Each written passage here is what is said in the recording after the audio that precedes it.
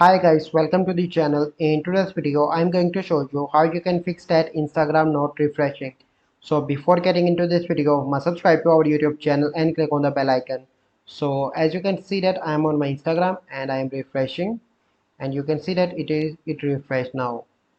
So how you can fix this issue? If your Instagram is not refreshing, you simply need to go onto the Play Store and you need to update your Instagram application. Sometimes due to some bugs this issue happen. After that you need to open any browser and check for your internet speed.